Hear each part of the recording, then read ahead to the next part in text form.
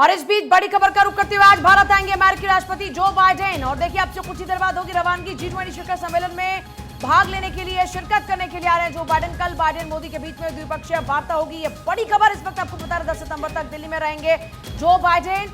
10 सितंबर तक दिल्ली में रहेंगे जो बाइडेन और अब से कुछ ही देर बाद भारत के लिए रवाना हो जाएंगे जो बाइडेन। अमेरिकी राष्ट्रपति जो बाइडेन रवाना होंगे G20 शिखर सम्मेलन में शिरकत करेंगे जो बाइडेन। कल बाइडेन मोदी के बीच में द्विपक्षीय वार्ता होगी। G20 समिट की मेजबानी कर रहा है भारत। एक तरफ जहां तैयारियां पूरी हो चुकी हैं, 10 सितंबर तक दिल्ली में रहने वाले हैं जो बाइडेन। यानी देखिए 8, 9, 10 G20 समिट 8, 9, 10 को है, लेकिन एक दिन और एक्स्ट्रा रुक रहे हैं साक्षी जो बाइडेन। बिल्कुल पूजा, और G20 की मेजबानी इस बार भारत कर रहा है और उसके लिए तमाम व्यवस्थाएं कर ली गई हैं। फिलहाल बड़ी जानकारी है कि थोड़ी ही देर में दिल्ली के लिए राष्ट्रपति जो बाइडेन रवाना हो जाएंगे और देर रात तक बताया जा रहा है आज दिल्ली पहुंच जाएंगे जो बाइडेन। उस बीच G20 में समिट में शिरकत करने के लिए पहुंच रहे हैं। बायलैटरल चर्चा इस बीच दोनों देशों के बीच में होनी है। कई मायनों में बैठक खास हो जाती है, G20 की समिट खास हो जाती है क्योंकि भारत और अमेरिका की दोस्ती बेहद खास और कई महत्वपूर्ण मुद्दों के ऊपर साझेदारी यहां पर दोनों के बीच में बनती हुई नजर आ रही है। फिलहाल कल राष्ट्रपति जो बाइडेन दिल्ली में प्रधानमंत्री मोदी के साथ में द्विपक्षीय वार्ता करेंगे। फिलहाल इस वक्त प्रधानमंत्री नरेंद्र मोदी जकार्ता में मौजूद है, वो भी आज दिल्ली वापस पहुंच जाएंगे और दोनों ही देशों के प्रतिनिधियों के बीच में कल मुलाकात का दौर और द्विपक्षीय वार्ता का दौर। और देखिए इस बीच G20 को लेकर गुरुग्राम में सुरक्षा कड़ी कर दी गई है। गुरुग्राम में 8 से 10 सितंबर तक के लिए धारा 144 लागू कर दी गई है। गुरुग्राम में ड्रोन के इस्तेमाल पर भी प्रतिबंध लगा दिया गया है। केवल सिक्योरिटी को ही इन सब उपकरणों का इस्तेमाल करने की इजाजत दी गई है। वहीं नोएडा में भी कड़ी सुरक्षा व्यवस्था कर दी गई है। जिस तरीके से G20 समिट का फिलहाल आयोजन किया जा रहा है भारत में, उस बीच दिल्ली और दिल्ली से सटे तमाम जो सिटीज हैं, चाहे वो गुरुग्राम हुआ, नोएडा हुआ या फिर वो दूसरी सिटीज हुई, वहां पर सुरक्षा व्यवस्था के चाक चौबंद कर दिए गए हैं। 8 से 10 सितंबर तक के लिए गुरुग्राम में धारा 144 लागू कर दी गई है। वहीं कई सारे प्राइवेट कंपनीज ने वर्क फ्रॉम होम के निर्देश जारी कर दिए हैं। स्कूल कॉलेजेस की छुट्टी भी कर दी गई है।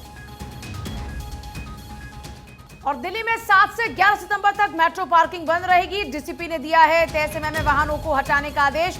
दिल्ली में 7 से 11 सितंबर तक मेट्रो की पार्किंग बंद रहेगी। तय समय में वाहनों को हटाने के आदेश दिए गए हैं। देखिए एक तरफ जहां इन 3 दिनों में मेट्रो से ट्रैवल करने की सलाह दी जा रही है, वहीं दूसरी तरफ मेट्रो में पार्किंग को लेकर ये सख्त हिदायतें दी गई हैं कि आप वहां से तय समय में अपने वाहनों को हटा लें।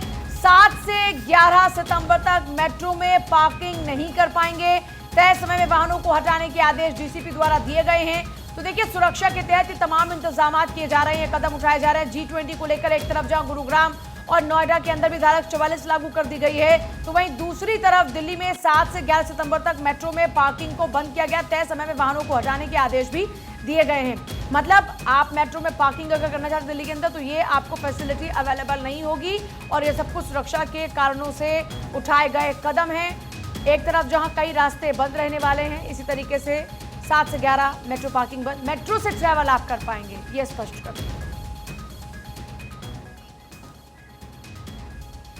और इस सबके बीच में राजधानी दिल्ली में मॉक ड्रिल की जा रही है। G20 को लेकर मॉक ड्रिल की गई है। सेना ने मॉक ड्रिल की है। दिल्ली में चप्पे चप्पे पर जवानों की तैनाती की गई है। सेना के हाथ में फिलहाल दिल्ली की कमान सौंप दी गई है और यहां पर मॉक ड्रिल्स की जा रही है ताकि किसी भी समस्या से निपटने के लिए हमारे सेना के जवान जो हैं वो तैयार रहें। कोई भी समस्या, कोई भी आपदा आती है तो उससे निपटने के लिए वो तैयार हैं। और इसी कड़ी में फिलहाल राजधानी दिल्ली में मॉक ड्रिल्स की जा रही है। G20 को लेकर मॉक ड्रिल की गई है। सेना ने इस मॉक ड्रिल को अंजाम दिया है। दिल्ली के चप्पे चप्पे पर फिलहाल जवानों और पुलिस बल की तैनाती की गई है। सुरक्षा व्यवस्था के मद्देनजर ये सारे एहतियाती कदम यहां पर उठाए जा रहे हैं।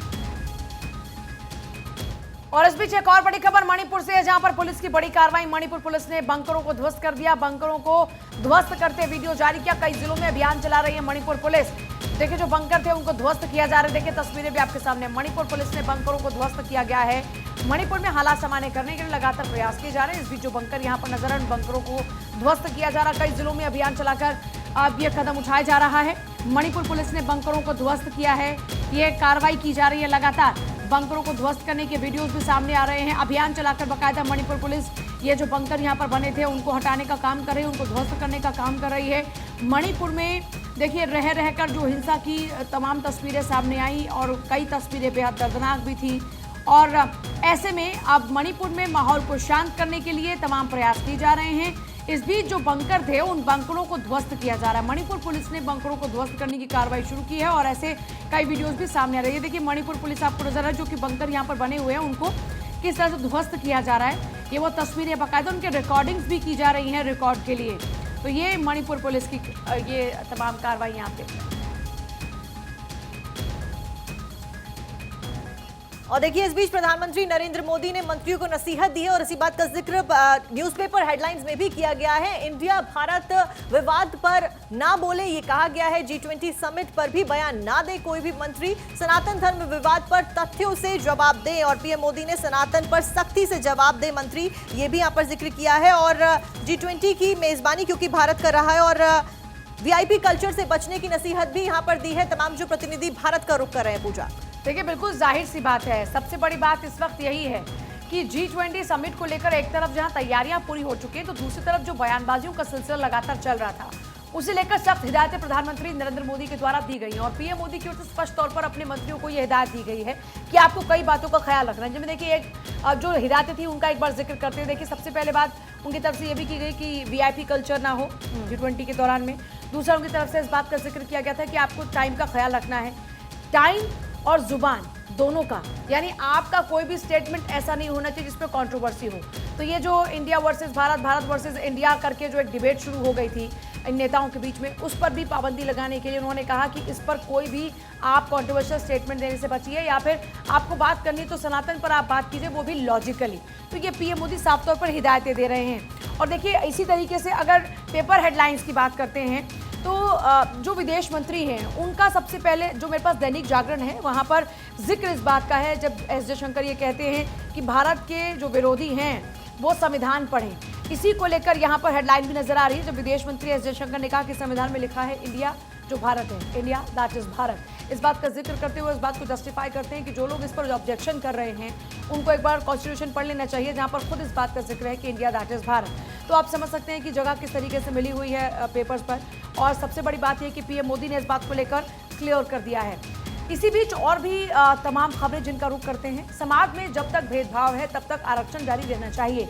मोहन भागवत की ओर से ये बातें सामने आई है अखंड भारत के सवाल पर। वो ये बात कह रहे हैं हालात बदल रहे हैं, आपके बूढ़े होने से पहले अखंड भारत बन जाएगा। तो देखिए दो बातें प्रमुखता उन्होंने कही हैं। पहला आरक्षण को लेकर उन्होंने जिस बात का जिक्र किया वो जहां पर ये जिक्र कर रहे हैं कि देखिए जब तक हालात जब तक सामान्य नहीं होते, यानी जब तक भेदभाव है समाज में, ऊंच नीच जाति का भेदभाव, वो कहते हैं कि तब तक आरक्षण रहना चाहिए क्योंकि जो आरक्षण का जो पर्पस था वो था समाज में समानता लाना। तो वो कह रहे हैं कि जब तक समानता नहीं आ जाती तब तक आरक्षण रहना चाहिए।